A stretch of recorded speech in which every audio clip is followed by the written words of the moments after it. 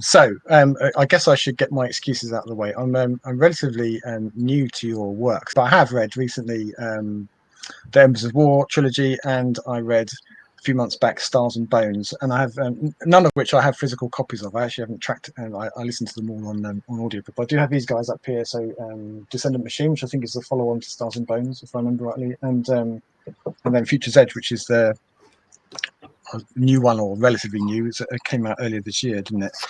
Yes, it came out in February. Yeah, help me out with Future's Edge, which I haven't got around to reading yet. So what can I expect from that? What's the setup for it? Well, the setup is that an archaeology student called Ursula Morrow is on a dig on a distant planet, and in a moment of distraction, she accidentally takes off a glove and touches something she shouldn't, which means she gets infected by an alien parasite.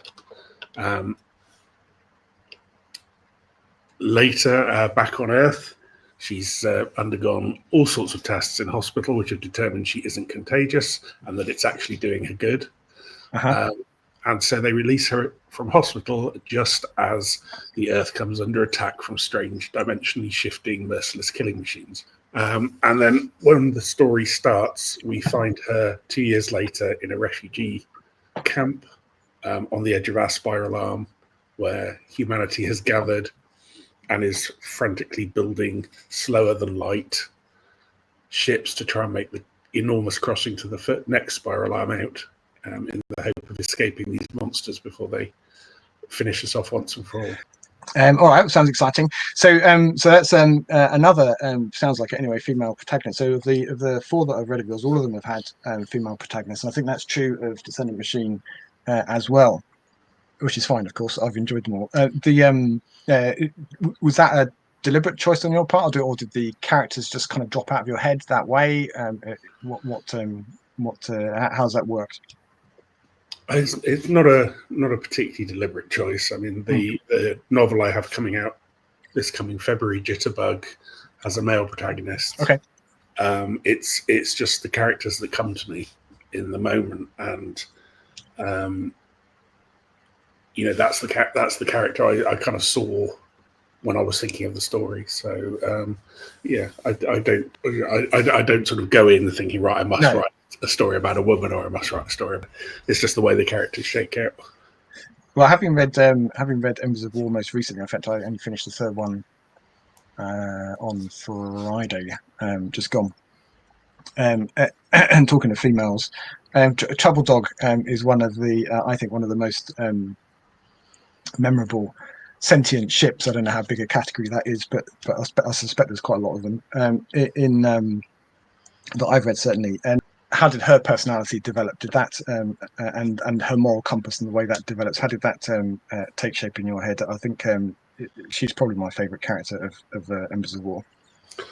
Yeah, well, when I was developing the story and the characters, I knew that the House of Reclamation, this rescue organization that they belong to, would have ex-service personnel from both sides of this war that's just happened. Yes. It's kind of like the Foreign Legion. They sort of put aside their previous allegiances and joined together for the greater good.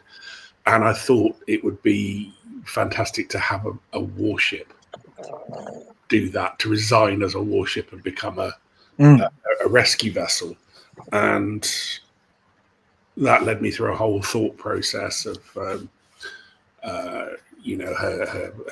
mental processes, how she would change, how she would develop a conscience, because the last thing you really want in a warship is a conscience. To be think too carefully, Yeah, so I based her kind of neural architecture on cloned human brain cells, and there's a spliced canine genes in there as well to enhance pack loyalty. So she struggles with the fact that she was so horrified by what she did in the war that she's left, but she's still got this pack loyalty to her former siblings, really, that she feels very torn.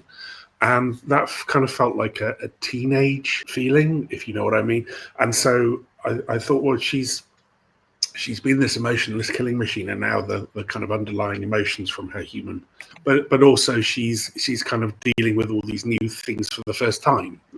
You know, the questions like, who am I? Where do I fit in? Am I good? Am I bad?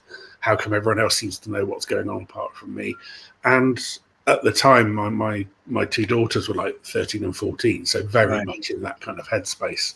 So I didn't directly base her on either of them, but I had that kind of immediate experience with that kind of sort of teenage uncertainty and angst. And I think that's what makes her universal to everyone who reads the book and loves her, because we've all been her at some point. Yeah, maybe not as heavily armed, but we've all had that uncertainty and wondering what our place is in the universe. Oh, that's brilliant. So there's a particularly memorable chapter where I can't remember which book it's in now. I think probably 2. That just contains 2 words, and you probably know the one I'm talking about. Yeah, chapter 49 is probably it's probably notorious for it, which did make me laugh, and that was a sort of almost like a pivot point, almost for her as in her character arc, in that she's like, okay, I know where I'm at now and what I'm about, and you can do one, and I really enjoyed that. It was good. There's a chapter in William Faulkner's As I Lay Dying, which consists just of the sentence, "My mother is a fish." In the context of the novel, it makes sense. Right. Because it's about this character, and his only experience of death was when his fish died. So he's equated my mother as a fish. But on its own, it seems completely surreal and pointless. So I wanted to get a shorter chapter than that. Yeah. But also one that worked entirely in the story. And I think I managed it. Okay, so Troubled Dog's crew then, across the totality of the trilogy, there's a sort of a bit of a rotating mix of people that come through, and then a sort of a hardcore, if you like. So, but which character, if you remember, was the most challenging to write? I think Sal. Okay. Sal Constance, who is basically the joint lead protagonist with Troubled Dogs. She's the ship's captain, and we see a lot of the story from her point of view. But she is so emotionally raw that I kind of, I had to dig deep for her in a lot of ways. I had to dig deep into trauma and what it feels like just to be getting on, to be repressing trauma and just trying to get on with things. And I think she and her relationship with Troubled Dog, which is more supportive than maybe you'd think of between a captain and a former warship, was kind of, for me, that was the emotional core of the story. So she was probably the character I sort of delved the deepest into. Yeah, and you weren't, without giving any games away or specifics, you weren't shy about killing your one off from time to time. Yeah, I didn't want to include any deaths for shock value. At the same time, I didn't want the main character's plot armor to be too invulnerable. Yes, that's right. So, yeah, I mean, when you see sort of space operas where the crew get into hopeless situations, you know, they invade an enemy base, they're surrounded by thousands of stormtroopers, and they waltz out again as if it was like a day trip. Yeah. It becomes a little repetitive, and the level of threat seems to go down. So that's right. There's no peril. Yeah, there was plenty of peril. So, having asked you which was the most challenging, so which was your and I'm sorry to obsess about Embers of War, but it's just fresh in my mind. If Troubled Dog was the most challenging, which was your favourite? Which, when you came to sort of the next point of view chapter, which one were you like, oh goody, another one for whoever it was that you had to write? Well, obviously I loved writing Sal, and I loved writing Troubled Dog. But I also enjoyed Una, the ostensible villain of the piece. Oh yes, the captain of the ship that destroyed the sentient world forest at the beginning. Yes. Yeah, and I enjoyed her because she thinks she's right, Yes, very much so. She thinks everything she did was completely justified, and she thinks that she probably in the long run saved lives and completely did the right thing, and so she's a little bit indignant about being persecuted and on the run about it.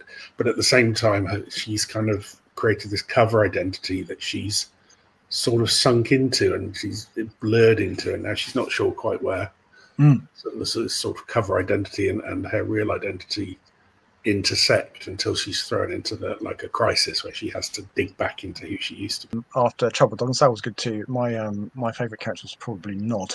Actually, I really like the sort of grumbly kind of undertone of his. Well, what I imagine because I didn't have a visual cue because I was listening to it, but what I imagine were quite short chapters of him.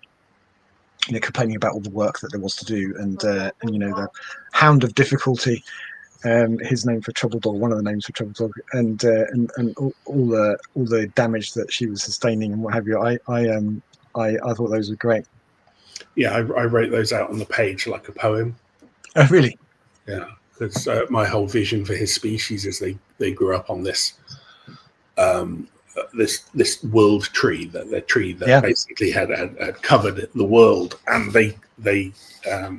and it operated inside like a sort of biomechanical machine, and they had evolved to kind of tweak the cables and the levers and to keep the tree healthy, and so they were naturally extremely adept at engineering.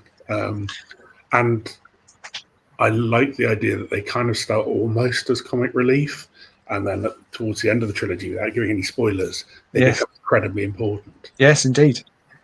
So yeah, and I just like delving into what seemed like a one-dimensional kind of grumbly alien to start with, and then kind of seeing how his evolution and his society and everything kind of shaped him into that. And he was a lot of fun as well.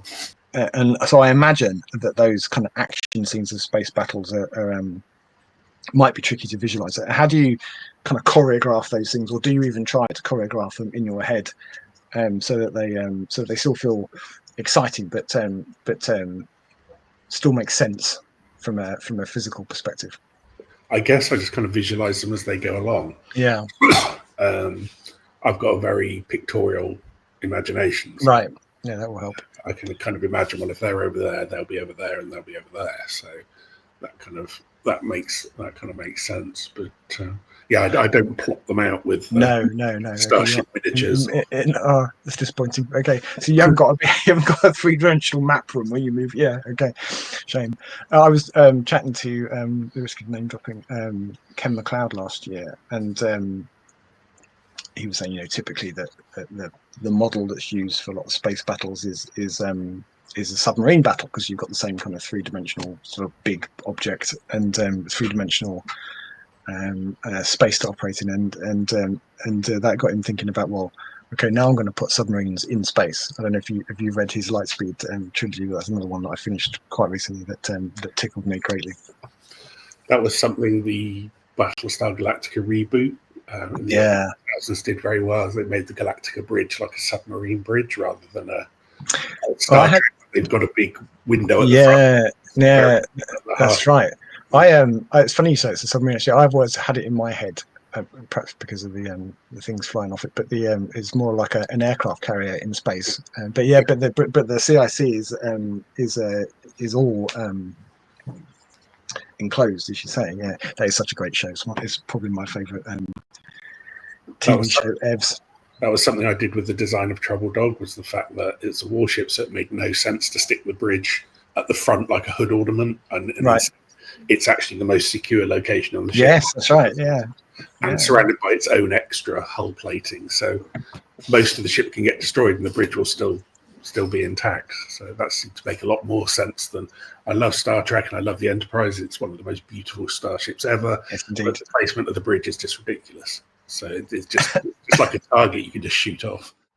All right, so final Embers of War question, and I suspect from a hint that you dropped on Blue Sky the other day that I might know the answer to this, but in my extensive research when I was reading your Wikipedia page, a day or two ago, I noticed that the Embers of War at some point in the past was optioned for a TV show, and so I suppose I'm kind of hopeful that it might still be happening. Is that died a death? Has it kind of gone into pre-production hell? It's never going to happen. It got pretty far. We had several drafts of a script. We had a director on board, which was Breck Eisner, who directed many episodes of The Expanse. Okay, cool. And we had a studio. All we were waiting to do was to get a network, such as Amazon or Netflix, to take the show. They even produced like a trailer, like a mocked-up trailer, using artwork to give the vibe and feel. And we were all ready to go out to the networks, and COVID hit. Oh. And so everything shut down, and then the writers' strike, and just lost its mo.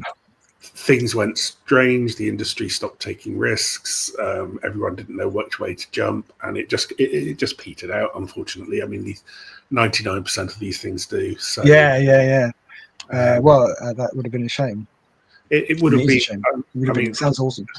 Yeah, the script they had was absolutely wonderful. It was slightly better than the book, I think.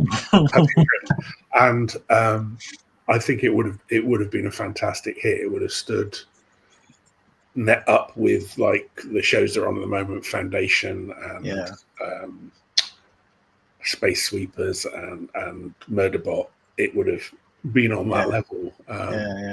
So it's a real shame. That would have been a career-changing opportunity for me. So. Yes, well, let's not dwell on that. In that case, that is a shame. All right, so enough about Embers of War. I was interested to see, amongst the several of your books that I haven't yet read, is Light Chaser, which is a result of a collab with Peter F. Hamilton, who many of the folks watching will be familiar with. So I'm curious to know a bunch of things about that.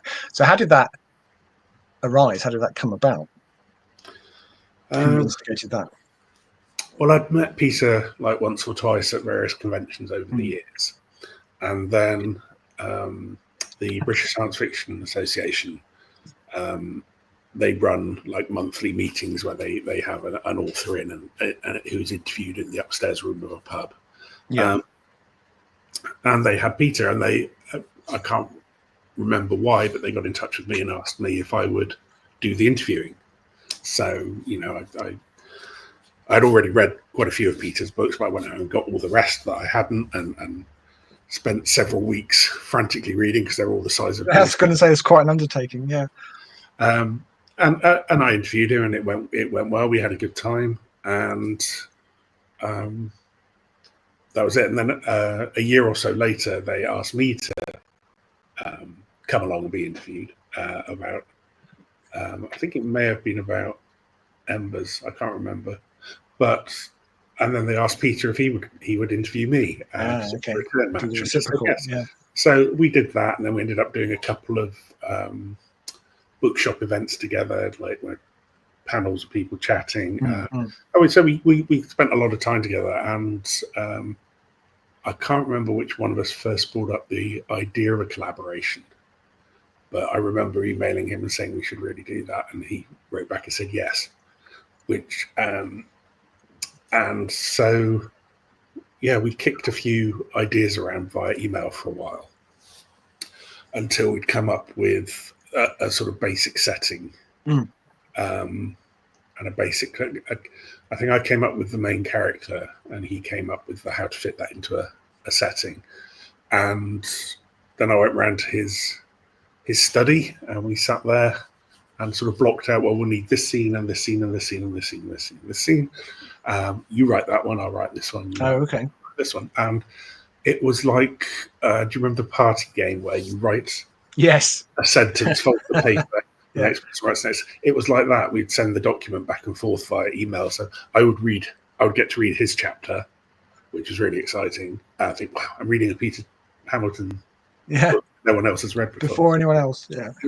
And then I would add my chapter and send it back to him, and it went like that. And it was a thoroughly enjoyable experience. Sorry to interrupt you. Did you have to do any work to kind of stitch them together, kind of style wise, or did they kind of mesh pretty well by themselves?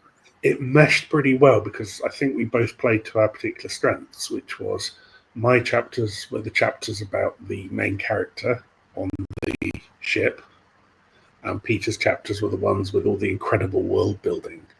Okay.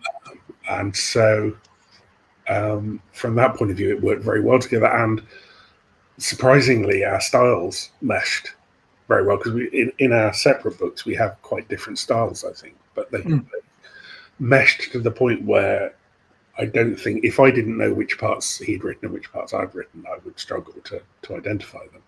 Okay. But that's partly also because once we'd finished the first draft, we both went back and edited the whole thing. Okay.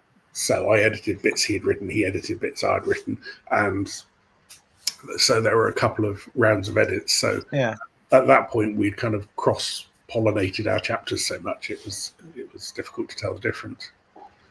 And again, out of interest, how long did that process take from like your initial kind of brainstorming session to having a draft that you were both happy to send in?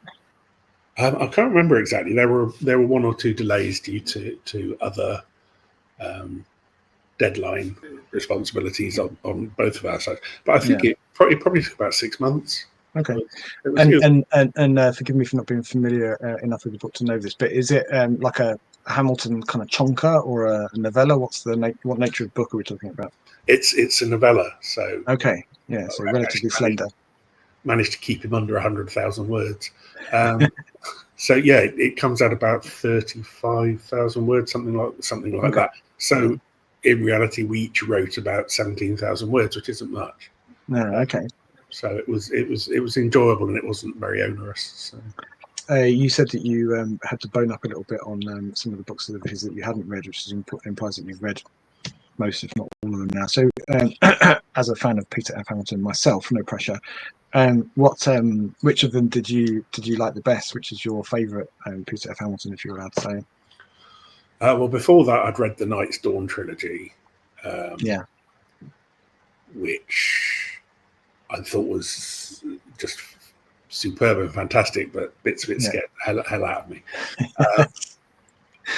So I started with Pandora's Star.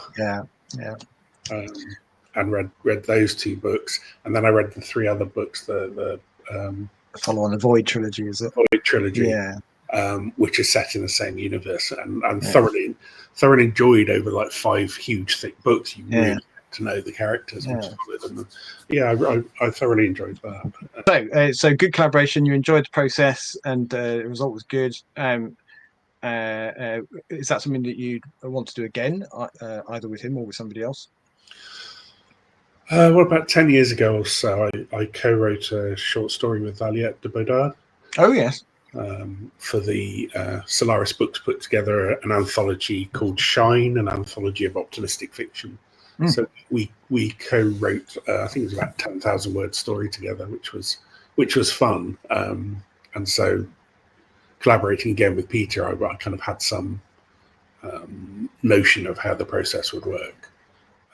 Right, so I think I'm right in saying you've got a hand with Gendir, perhaps in a bit of publishing nowadays. I think of anthologies so far, at least, and you coach other writers. You write yourself, obviously, fairly prolifically. You work in a bookshop, so you're like a one-man, vertically integrated publishing machine. It's kind of happened organically, really. I mean, I've always been a reader. I always wanted to be a writer, and then I started offering. Once I started getting published, I started a blog, kind of sharing things that I learned on my journey that nobody tells you when you start off being a writer. That blog evolved into my 2022 handbook about writing, which was published by Gallant. And then on the back of that, I started offering kind of Zoom workshops, which were quite popular. And I've got a Patreon that I offer a lot of writing advice on as well. So it kind of evolved organically. And then Gendir Gammon, my wife, has always wanted to run her own publishing imprint and production company. So we set up Roaring Springs Production Company, and an imprint of that is the Stars and Sabres publishing imprint. And as you say, yes, we've done a number of anthologies so far. We've got collections and standalone novellas by some wonderful authors coming out. Oh wow, cool. Over the next year. If you go to starsandsabres.com, and that's Sabres spelled the American way, which is SABERS, starsandsabres.com, you can see all our upcoming books, and we've had wonderful authors in the anthologies, like Adrian Tchaikovsky, Ai Zhang, Stark Holborn, Gemma Amor. There's just an absolute stellar array of authors. Yeah, sounds like it. Yeah, and we're still kind of, it's challenging setting up a new press from nothing, especially when there's just we don't have much in the way of financial reserves to pump into it. So, but we're incredibly proud of the books we have put out. They look good. They celebrate human creativity, including cover art. We hire real artists to do the cover art, and real editors to edit, and real writers to write. So you mentioned that you've always been a reader. So do you recall what your first science fiction read was back in the day, whenever that was? One of my earliest memories is of seeing a star for the first time, and later of seeing Star Trek. Right. I think when it was first broadcast in the UK in about 73, 74, I was preschool age, and I watched it. I didn't understand every bit of it, but I watched it and I enjoyed it. And so that means like Shatner and Nimoy and DeForest Kelley, their voices are like the voice of Oliver Postgate. Yes. To 70s children, it's just a voice that you immediately hear and you think, oh yeah, something. Takes you back. Yeah. Yeah. So I was always into it. I don't remember the first book I read. I remember one of the very earliest was called You Will Go to the Moon. I think it was published in the 60s or something. And it's just like, this is how you will get to the moon. This is the rocket you will go to the moon in. This is where you will stay on the moon. And, it seemed that, by 1984, we'd all be on the moon. Yeah. A series called Dragonfall 5 by Brian Earnshaw, which was sort of what we would call now early middle grade. Right. Definitely primary school focused, about an old tramp trading cargo ship and the family that lived on it. And they were always limping along, always like one step ahead of going bust. And they would stop at planets and have adventures. And that very much, I think you can still trace the DNA of that back into some of my ships and characters now. All right, so I guess, what's next from you then? What have you got coming out imminently? Well, as I mentioned, I've got a book coming out in February, another novel called Jitterbug, which is about bounty hunters in a disintegrating solar system. Next month in September, I have I've got a copy here actually. I've got Who Will You Save? All right. A collection of short stories, some of the best loved short stories I've written over the last 20 years, plus some new stuff, some of which is set in the Embers of War. Oh, really? Okay. Universe and other universes from my novels. So that's a great huge chunk. I think there's about 40 short stories in there. Wow. So it's a bit of a career retrospective that's coming out from Titan Books in September. That sounds great. Well, look, I should let you get on with your evening and call your other half back. So thank you once again for taking the time to speak to me. I really appreciate it. And thank you. Thank you. Nice to speak to you. Thank you. Appreciate it. Bye. Cheers. Bye-bye. Bye-bye.